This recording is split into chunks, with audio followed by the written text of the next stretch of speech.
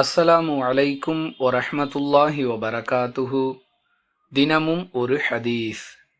அல் பக்ரா அத்தியாயத்தின் கடைசி 2 வசனங்களாகிய 285 மற்றும் 286 ஆகிய வசனங்களை ஒருவர் இரவு நேரத்தில் ஓதி வருவது மனிதர்கள் மற்றும் ஜின்கள் மூலம் ஏற்படக்கூடிய தீங்குகளிலிருந்து பாதுகாப்பு பெறுவதற்கு போதுமானதாக ஆகிவிடும் என்று அல்லாஹுவின் தூதர் ஸல்லல்லாஹு அலைஹி வஸல்லம் அவர்கள் கூறினார்கள். அறிவிப்பவர் அபூ மஸ்ஊத் ரலியல்லாஹு அன்ஹு. நூல் புகாரி, ஹதீஸ் எண் 4008. அன்பிற்குரிய அல்லாஹுவின் நல்லடியார்களே, எத்தனையோ தகவல்களை நாம் எளிமையாக மனப்பாடம் செய்து விடுகிறோம்.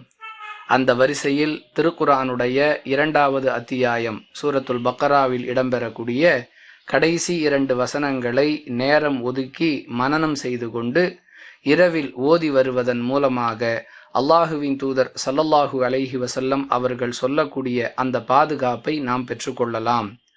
மனனம் செய்யும் வரை பார்த்து ஓதக்கூடிய பழக்கத்தை ஏற்படுத்தி கொண்டால் தினமும் அதை பார்த்து ஓதுவதன் மூலமாகவே அது எளிமையாக மனனமாகிவிடும். முயற்சிப்போம், நன்மையை பெறுவோம். வாஹிரு தஅவானா அனில் ஹம்துலில்லாஹி ரப்பில் ஆலமீன். அஸ்ஸலாமு அலைக்கும் வரஹ்மத்துல்லாஹி வபரகாத்துஹு.